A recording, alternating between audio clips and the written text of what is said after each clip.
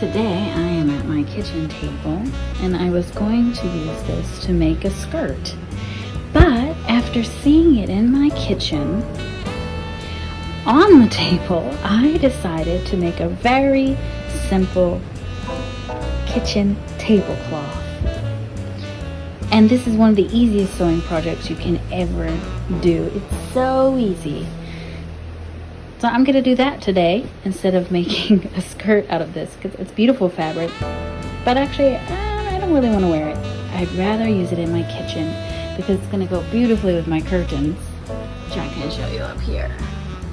Look at that. That's going to complement very well together.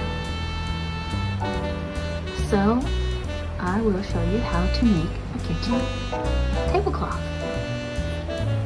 So making a tablecloth is just like making a napkin, except instead of a square, you're going to do a rectangle. So I have 2 yards of fabric, which will be perfect for this table because it's not that large. And all I'm gonna do is fold it over twice. So I'll fold it over once and then fold it over twice, all the way around and pin it. Of course I will iron it, then pin it, and then sew it. It's so easy. I'll show you each step. So step 1, iron once, iron twice, and pin. Okay, so what I've done here is I have turned the hem over 2 times, and then I have ironed it down and pinned it in place on opposite sides. I like to do opposite sides. So I did, you could do all 4 sides if you have enough pins. And then do like this here, which I'm gonna do after I sew these 2 sides because I don't think I have enough pins. But if you have enough pins, you could probably pin the whole thing and then just sew it all together in one sitting, which would be great if you have a lot of pins. But if not, you can do like this and do opposite sides. I think it's probably better than doing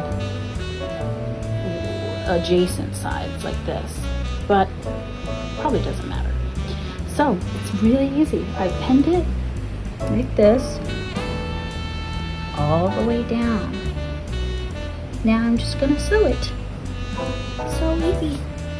So I have sewn 2 sides. And you can see here, this is what it looks like.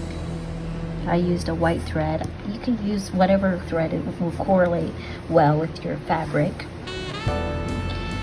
And this is what it looks on the right side. This is what it looks like on the wrong side. And then it's very simple. I'm gonna do that on the other 2 sides. And that's it. So I have pinned the opposite sides. Now I'm going to go right back through and stitch just like I did here.